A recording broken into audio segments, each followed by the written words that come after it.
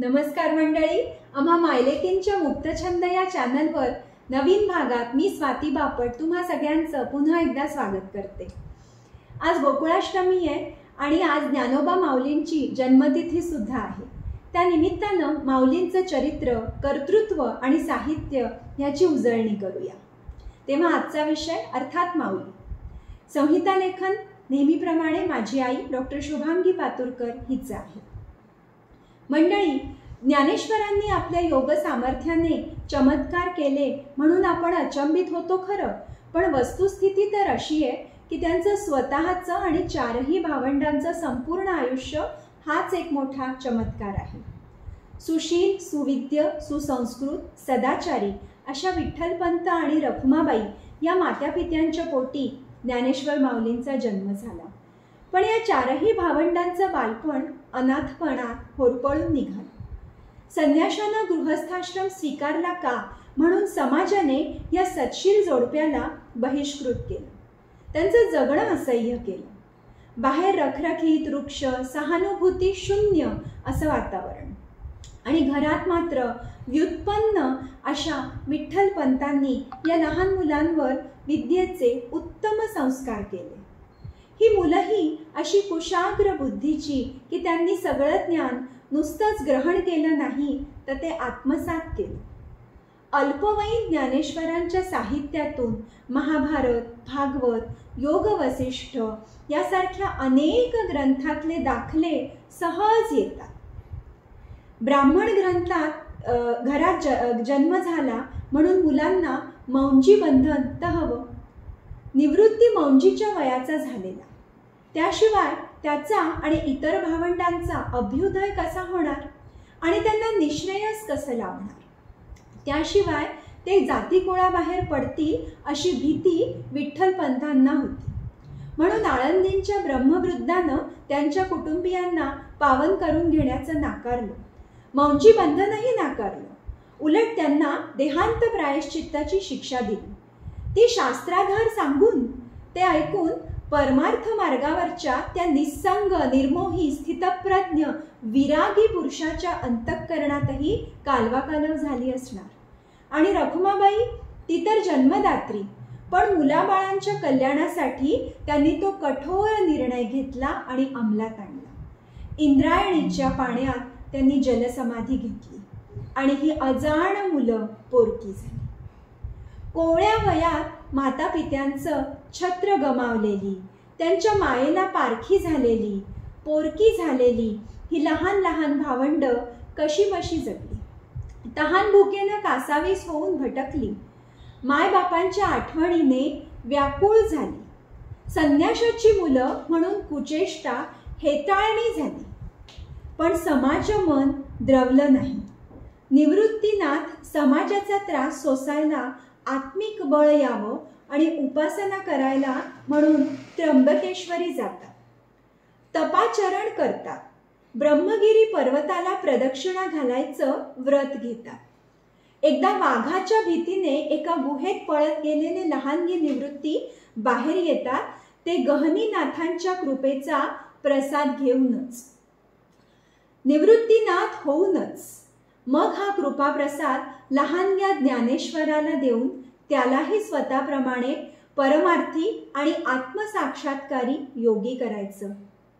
आपल्या सत्वशील पुण्यश्लोक अशा पैतृक आणि मातुल घराण्याच्या पुण्य प्रभावाने मुळातच योगसंपन्न असलेले ज्ञानेश्वर आता निवृत्तीनाथांच्या कृपाप्रसादाने साक्षात ज्ञानदेव झाले।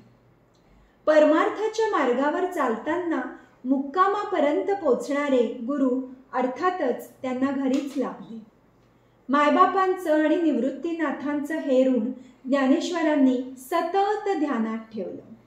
बाप रखुमा देवी वरू आणि निवृत्ती प्रसादे ज्ञानदेव बोले असे उद्गार त्यांच्या वाङ्मयातून वारंवार येतात। याचं कारणच हे आहे। योग सामर्थ्य तर प्राप्त झालं, पण ध्वजित्व कुठे आहे?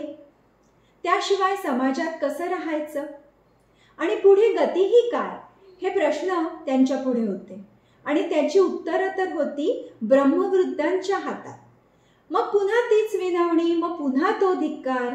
यावेळी दक्षिण काशी समजल्या जाणाऱ्या पैठणहून तसं आज्ञापत्र आणण्याची आज्ञा झाली. ती लहानगी भावंड निघाली पैठणला.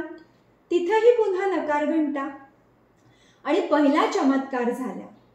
रस्त्याने ज्ञाना नावाचा रेडा घेऊन जाणाऱ्या पखालजींनी योगी ज्ञानोबांना नामसाधर्म्याने चिडवले. अद्वैती ज्ञानेश्वरांनी दोघांचाही आत्मा एकच असल्याचे सांगताच पुन्हा टवाळी झाली. मग रेड्याच्या पाठी मारलेल्या आसुडाचे बळ ज्ञानोबांच्या पाठीवर उठले आणि ज्ञानोबांनी म्हटलेले वेद रेडाही उच्चारू लागला. अलौकिक योग सामर्थ्याची ही प्रचिती बघून ब्रह्मवृद्धाचे डोळे दिपले. त्याने शुद्धीपत्र देताच ब्रह्मवृद्धाला सुद्धा धन्यता वाटली. तिथून या चारही भावंड्यांच्या योग सामर्थ्याने दिपून शिष्य परिवार भवती जमा होऊ लागला. ही भावंडे भक्ती मार्गाचा प्रचार करत तीर्थक्षेत्री यात्रा करू लागली.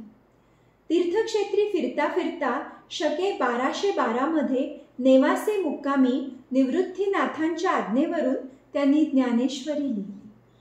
समस्त मानव जातींच्या कल्याणाचा उपाय प्रत्यक्ष भगवंतांनी आपल्या गीतेतून सांगितला आहे, पण तो संस्कृत भाषेतून. म्हणजे ब्रह्मज्ञान ते आहे खरं, पण संस्कृत भाषेच्या कडिकुलपात बंदिस्त. शिवाय हे ज्ञान समाजाच्या फक्त वरच्या 3 वर्गांसाठी. मग बाकीच्यांचं काय? बाया बापड्यांचं काय? त्यांच्या उद्धाराची काय सोय? माऊलींचा जीव कळवळला. त्यांनी वेदांना सरळ कृपण म्हटले. मग ज्ञानेश्वरी लिहिली, सांगितली. सच्चिदानंद बाबांनी ती लिहून घेतली. तिच्या माध्यमातून आत्मबोध मराठी भाषेत सांगितला गेला. जाती कुळाचा विचार न करता समस्त मराठमोळ्या जनांसाठी ज्ञानाची पाणपोई उघडली. त्यांना मोक्षाची कवाडे खुली केली. समाजाला आनंदाचे ब्रह्मरसाचे पान करविले. इथे मराठीची नगरीत ब्रह्मविद्येचा सुकाळ करून टाकला. गुह्य असं हे ब्रह्मज्ञान मायबोलीत प्रगट केलं. माझ्या मराठीचा बोलू कवतिके परी अमृतातेही पैजा जिंके ऐसी अक्षरे रसिके मिळविन. ही प्रतिज्ञा आपल्या वाङ्मयातून खरी केली. ज्ञानेश्वर अलौकिक कवी तर आहेतच, शिवाय ते तत्वज्ञही आहेत. अमृतानुभव, चांगदेव 65 यासारखी ज्ञानाधिष्ठित आणि सत्ताशास्त्रीय विषयाला वाहिलेले ग्रंथ त्यांनी लिहिले. अनेक इथली विवेचनं तात्विक स्वरूपाची, पण ते प्रामाण्याच्या कर्कश तार्किक भूमिकेतून नाही, तर आत्मप्रत्ययाच्या सौम्यतेतून आलेले आहे. आपल्या अभंग रचनातून त्यांनी भक्तिरसाचं अमृतपान करवलं. शिवाय आत्मसाक्षात्काराचं दर्शनही घडवलं. हरिपाठातून त्यांनी सहज सुलभ अशा नामजपाचं महत्त्व बिंबवलं. सामान्यांना पारलौकिक उन्नतीचा रस्ता सोपा करून सांगितला. त्यांच्या निर्मळ श्रद्धेला भक्तीची वाट दाखवली. त्याच वाङ्मयांचं 4ही दिशांना व्यापून उरणारं असं हे दिव्य आध्यात्मिक तेज दिपवून टाकणारं आहे. ज्ञानेश्वर संत आहे. संताठाई असलेलं विश्ववात्सल्य त्यांच्याकडे आहे आणि म्हणून ते माऊली आहेत. मातेचं वात्सल्य तिच्या लेकरापुरतं मर्यादित असतं. ज्ञानेश्वरांचं वात्सल्य वैश्विक आहे. सगळ्या चराचर सृष्टीला ते आपलं मानतं. विश्व कल्याणासाठी विश्वात्मक देवाजवळ ते पसायदान मागतं. जे खळांची व्यंकटी सांडो तया सत्कर्मी रती वाढो, भूता परस्परे पडो मैत्र जीवांचे, असं उदात्त मागणं ते मागतं. जो जे वांछील तो ते लाहो प्राणी जात, अशी विशाल दृष्टी ते ठेवतं. त्यांचं जीवनचरित्र, जीवन कार्य आणि वाङ्मय हे तीनही अतुलनीय आणि अभेद आहे. ज्ञानेश्वर दया, क्षमा, शांतीचे साक्षात पाईक आहेत आणि म्हणून ते सगळं सोसतात. फक्त एकदाच ते भुकेने कासावीस होऊन ताटीचं दार लावून रुसून बसले होते खरे, पण चिमुकल्या मुक्ताईने विश्वरागे झाले वन्नी संत मुखे व्हावे पाणी हा योग्याला साजेसा असा समजावणीचा हितोपदेश ज्ञानेश्वर माऊलींना केला आहे आणि मग ते भानावर आले आहे. एवढंच काय तर त्यांचं रागवणं सुद्धा एरवी समाजाबद्दल कधी अपशब्द, कधी कटुता असं नाही किंवा कधीच असा साधा उल्लेखही नाही. अन्याय करणाऱ्या कठोर अशा शास्त्रांवरची त्यांची श्रद्धाही कधी ढळली नाही. समाजाची घडी विस्कटू नये म्हणून त्यांनी ते निर्णय शिरोधार्य मानले आहे. स्वतः मार्गाधारे वर्तत विश्व मोहरे लावत असे ते राहिले. जनांचे अपराध पोटात घालत त्यांना कल्याणाचा मार्ग दाखवणं फक्त अशा अलौकिक योगांनाच जमू शकतं. सामान्य माणसांचं ते कामच नाही. ज्ञानेश्वर असामान्य आहेत. खरोखर माऊली म्हणजे मराठी संस्कृतीचं कैलास शिखर आहे. ज्ञानेश्वर समाज सुधारक सुद्धा आहेत. ज्यावेळी ज्ञानेश्वर समाजात कर्मठता, पोकळ पांडित्य आणि स्तोम माजलेलं असतं तेव्हा धर्म साधनेतलं मांगल्य जाऊन तिथे विकृती आलेली असते. चिंतन जाऊन पठण उरलं असतं. भक्ती जाऊन युक्ती आली असते. प्रेमातला ओलावा जाऊन शुष्क कर्मकांड उरलं असतं. ज्ञान जाऊन घमेंड आली असते. श्रद्धा जाऊन ढोंग आलं. अशा वेळी गांगरलेल्या, चाचपणाऱ्या, भोळ्या भाबड्या स्त्री शूद्रांच्या धर्मश्रद्धेला सहज आकलन होईल, त्यांना सहज अनुसरता येईल असा नीतीचा, सदाचाराचा भक्तिमार्ग ज्ञानेश्वर माऊलींनी सांगितला.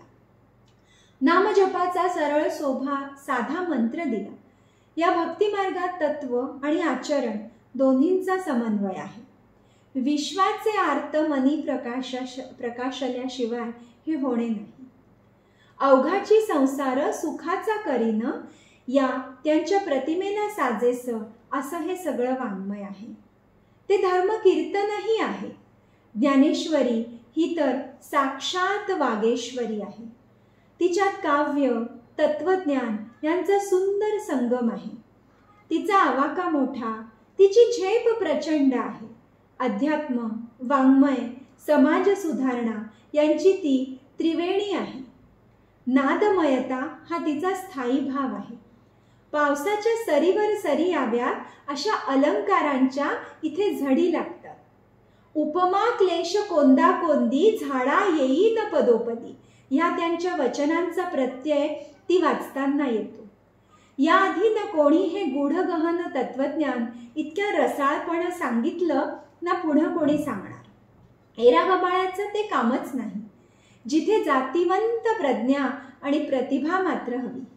वाचे बरवे कवित्व, कवित्वी बरवे रसिकत्व, रसिकत्वेही परतत्व स्पर्शू जैसा या त्यांच्या ओळींचा साक्षात प्रत्यय म्हणजे ज्ञानेश्वरी. शब्दांचे, अलंकारांचे मनोहारित्व आणि रसाचे आवाहकत्व म्हणजे ज्ञानेश्वरी. एवढी उत्तुंग कामगिरी करून पुन्हा विनम्रता असी किंबहुना तुमचे केले धर्मकीर्तन हे सिद्धीस गेले येथे माझे जी उरणे पायी कपण ही इदम न मम अशी निरीच्छ भावना त्यांच्यासारख्या योगी संतांनाच शोभेशी अशी आहे. माऊलींनी लोकजागृतीची, लोककल्याणाची एक नवीन दिशा मागून येणाऱ्यांना दाखवली. एक नवीन पायवाट तयार केली. त्यांच्यानंतर झालेल्या संतांनी हा धर्म मार्ग अनुसरला.